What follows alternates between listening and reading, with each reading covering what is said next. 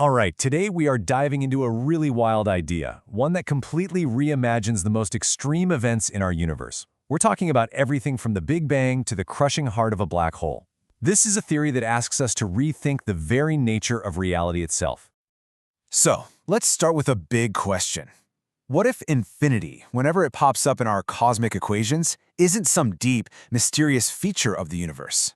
What if it's actually a bug in our code? A giant red flag telling us that our theories have hit a wall and can't go any further. That's the core idea we're going to unpack. So first, let's talk about the villain of our story, a thing called a singularity. This is the exact point where our very best, most trusted theories about how the universe works just completely fall apart. Now let's be super clear. Einstein's theory of general relativity is an absolute masterpiece. I mean, for over a century, it has perfectly described the grand cosmic dance of planets, stars, and entire galaxies. On the big scales, it's one of the most successful theories humanity has ever come up with. But here's the catch. When you push that theory to its absolute limits, like the very first moment of the Big Bang or the dead center of a black hole, it predicts something that just seems impossible, a point with zero size but infinite density. That's a singularity. And in physics, infinity is basically a warning sign that says the math is broken and we don't really know what's going on. So this left physicists with a huge choice to make. Are these singularities real places where the laws of physics just stop? Or are they just error messages? Are they clues telling us, hey, your theory is great, but you need a deeper, better one to understand what's happening here? And this is where a potential solution comes in.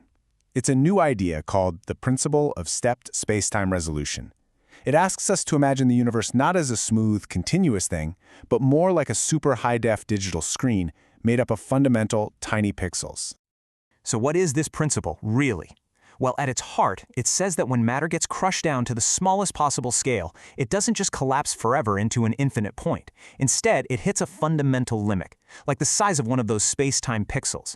And right at that moment, something incredible happens. All of its information gets transferred to a brand new, higher-resolution universe.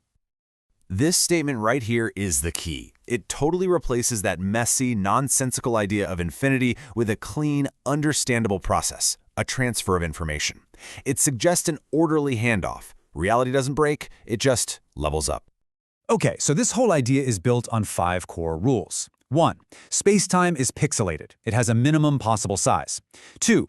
Because of that, density can get insane, but it can never be infinite. 3. At that maximum density limit, information doesn't get destroyed, it gets transferred. And this leads to the biggest insight of all. The total collapse of one universe is the Big Bang of the next. Now this might be the most profound part of the entire theory. It takes 2 of the most violent events we can even imagine, a total crushing collapse and an explosive universe-creating Big Bang, and says they're actually 2 sides of the very same coin. They call this collapse-expansion duality. The idea is that these aren't opposite events at all. It's a single, continuous process just viewed from 2 completely different perspectives. It's like seeing the same event from inside 2 different universes. And the crucial part here is that nothing is ever truly lost. All the information that describes, say, a star or a galaxy that falls into a black hole, it isn't just erased from existence. Instead, it becomes the fundamental blueprint, the actual seed for a new and even more detailed reality. So what does all this mean for those cosmic monsters we call black holes? Well, it basically gives them a completely new job description in the cosmos. This theory is asking us to just forget the idea of a black hole as a cosmic dead end, an information shredder that destroys everything it touches. That's not its true purpose at all. Instead, a black hole is a bridge, a generative bridge to be exact. It's a gateway, a mechanism for turning the end of one story into the beginning of a whole new one. The implications here are absolutely staggering. Our own Big Bang could have come from a black hole in some kind of lower resolution parent universe. And every single black hole in our own cosmos, they might be seeding new child universes right now. This paints a picture of reality as this incredible, infinite hierarchy of nested worlds, each one with a different resolution. And all of this leads us to one final, staggering thought about our own existence and our place in this absolutely massive cosmic structure. Okay, let's just follow this logic all the way to its conclusion.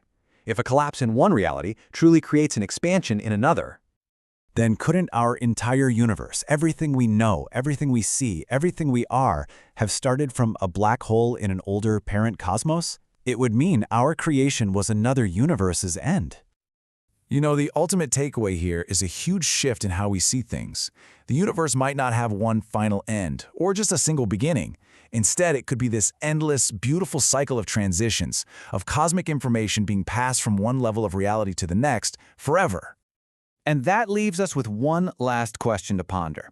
If reality is this grand, nested hierarchy of resolutions, universes within universes, which layer are we on? And what in the world might exist on the layers above and below?